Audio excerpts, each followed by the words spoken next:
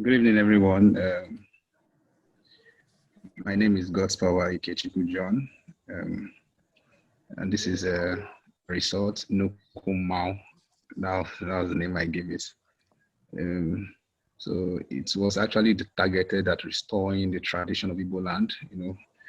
The masquerade culture is gradually fading away, by each passing season. So I thought I hope to bring back that culture with this result. So I have some of the pointers that influence my design aesthetic and form. I used a whole lot of motifs on my design and murals, wall patterns and stuff. I use a whole lot of them on my design. And then I also use a high roof, which is used identifiers. I use a very high roof. In terms of culture and lifestyle, that was fully explained or depicted at the main entrance gate, on the columns on the fence, and then most of my guest suites were arranged, having a courtyard in the middle. But in my design, I made a courtyard some sort of a pool, a swimming pool where people can, as many as possible, come together and have that communal feeling. While materials, I played around with clay. Most of them are clay, and then I used wood. And then spirituality. In terms of spirituality, the entrance gateway of a typical Igbo design indicates the status and gate and power of the family. But in my design, this was reflected in the entrance. And process and cost. In touching the roof, palm fronds and grasses were used. That's in a typical Igbo house. In my design locally, it can be seen, it can be sourced around. And typically, it was finished with clay. It was also very sustainable. But in my design, I played with clay and tiles. And the doors of the houses were also, heavily decorative arts. Carvings were also done to illustrate door paneling and I also made use of this. So I just literally picked and then translate it into my design. So these were images that influenced my design. The entrance gate is located in southeastern Nigeria. Then the Abariba, this is Abia State, and the columns, heavily decorated carvings.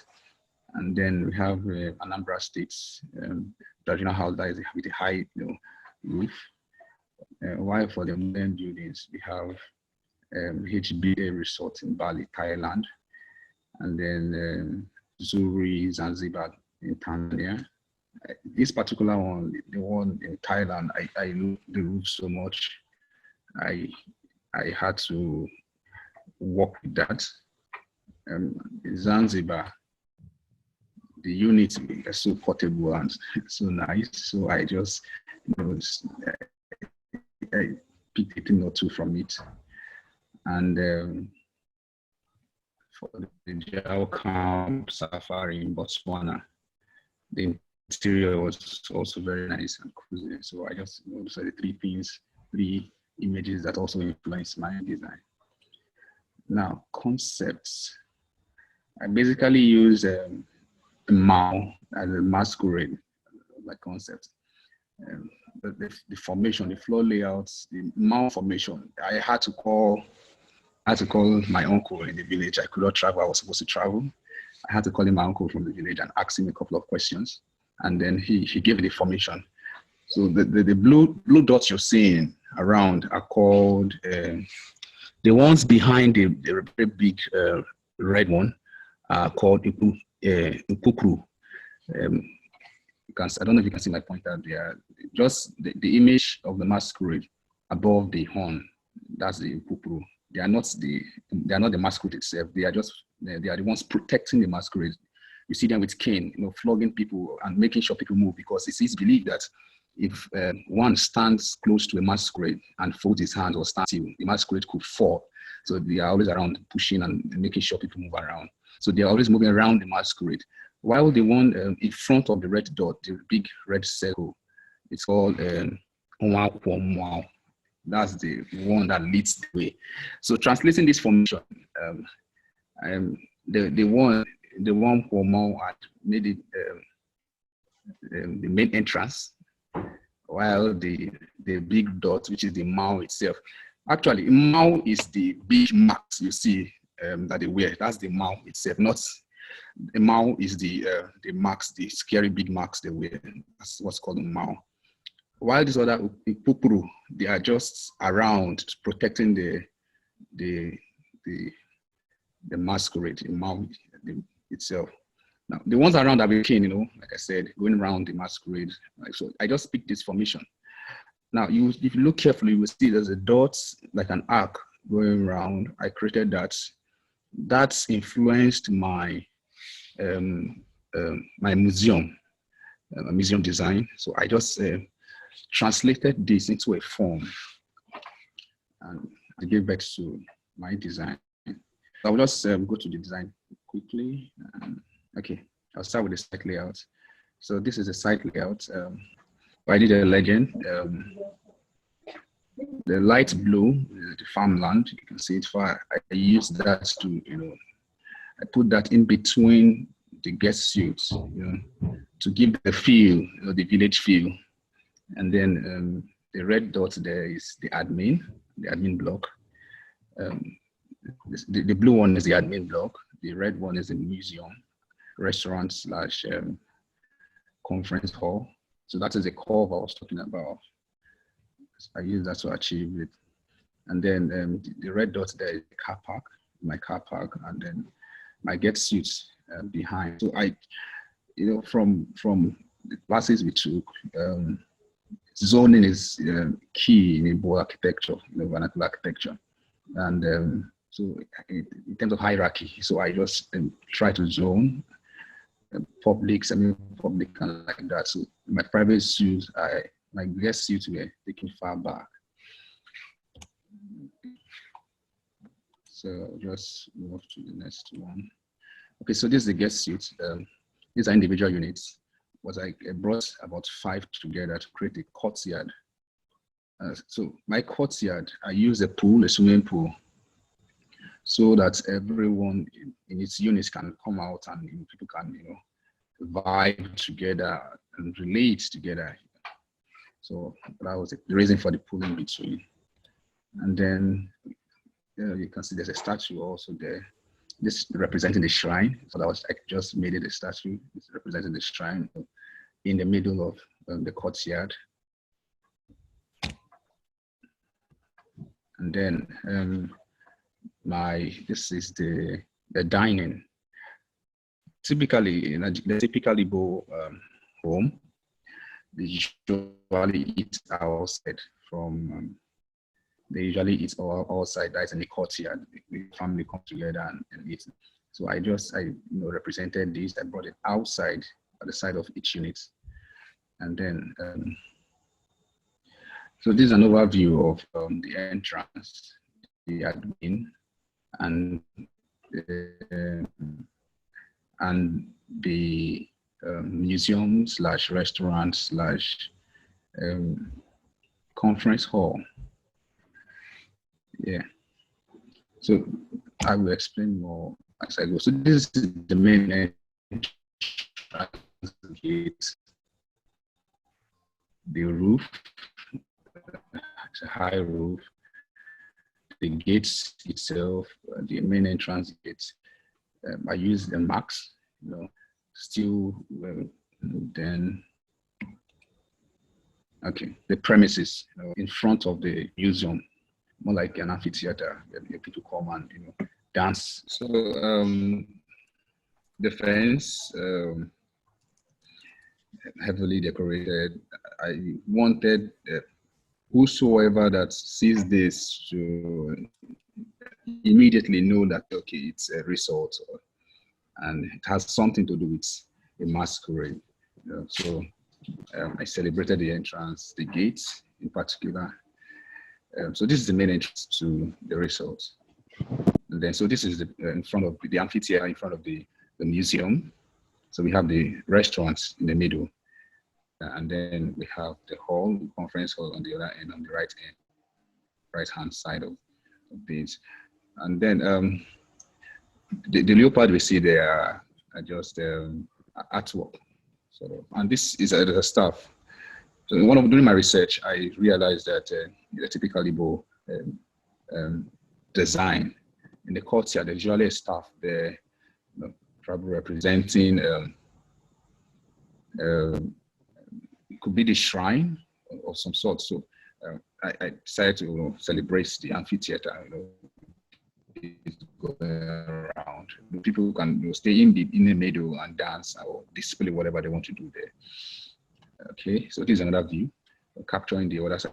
One of the reasons why we have this so much painting on the walls, on the clay wall, I was trying to create an impression. The moment you enter the story, you start, joining the dots together. You start, it's self-explanatory. It tells and explains itself. So on the wall, you have the history of the Igbo community, the history of the Mao, how it started and how, so gradually it tells you the story before you go inside and see the amphitheater or see the museum itself. So that was one of the reasons for this. Okay, so this is the guest suite. I saw this window in one of the Demas's building, so I thought it was nice. The only difference is I separated is sort of so you can have a door or a window, whichever one is fine. So, and it's perfectly it's cross ventilated. It allows air to seep in and out. So since we are designing in the tropics, so heat and all that was taken care of. And also, I also play around with some of the moldings on the wall, some of the carving on the wall, which was synonymous to Igbo architecture. And then painting. So I twisted it a bit, and we still get the gist. And then by the side, just close to the dining, there's a statue there. Because of time, it's a lamp is supposed to hang at the pole. You notice it's holding a pole. A lamp is supposed to hang there, just to give that feel. So a lamp is supposed to hang there, and there's a marks at the other end of it. Okay. I also still use the heat proof, and I try to use. I also still remain and use the heat proof there also. Yeah. So this is another view. This is a unit, one unit. We have the swimming pool in the middle. We have the shrine close to the swimming pool. So this is a view from the dining. So I just wanted the renders to do the explanation. So we've seen the renders alone, you understand what each space is about. Okay. So this is a view, and I wanted to capture the skyline, of that structure behind. So that is the museum, where we have the restaurant also. So that is you can see the shrine there, the statue, representing the shrine there. So this is another view of a particular unit, and then this is a back view of the theater. Because of time constraints, actually under this is supposed to be open so that people can go from behind. So the idea is this is like Ozo, this staff, the Igbo, and then inside it's a horn sort of, just like what I showed in the concept. It's a horn sort of, and inside the horn is usually ugly, but the music and its words are usually very valuable. So I just try to decompose and break the horn into two, and have my museum inside it. So it's looking rough on the outside, but we have something beautiful inside. So that was the concept. That was what gave birth to this. Okay, yeah. So the spaces and the openings represent our heritage. You know, it's looking like it's collapsed, but there is still hope. You know, so that's gave birth. That was the concept. That was what I had in mind while creating this. So this is the top view. I think we understand it better now. So in between, in the middle there, we have an opening there. So that's where we are supposed to have the tent is there. It should be there for our outdoor eating, you know, restaurants. And then we have our small huts by the side for relaxation. And the building you see in front is in CBD. That's our admin. That's the admin. And then we have at the far end we have the guest suites at the far end. Now this stuff, you know, I try to play around with this stuff, you know, just to lead the guide guests or visitors, you know, coming for the first time. Okay, so this is another view from the top. We have our guests rooms behind. So this captured the concept I was trying to, you know, we have the museum, the restaurants in the middle, and the hall at the end. So zoning is sort of, you know, zoning this part off, you know, so people can might not necessarily want to lodge, but want to use other facilities. So they just, you know, their activity terminates here and not behind, you know, and you know, still appreciating the beauty of Igbo architecture. Yeah. And lastly, this I love this view so much. I feel it captures the whole thing. And then basically, I wanted the images to be, you know, self-explanatory, and I hope it did. So we have the curve there. But if you look at this carefully, it's a horn, sort of. Notice it's the horn. So I divided it into two and there is a building in between it. So yeah, basically that's it. I think that's all for now.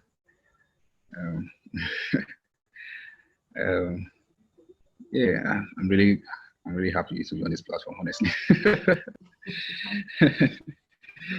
Thank you so much. Thank you, everyone, and all the professors. I'm really grateful. Thanks a lot.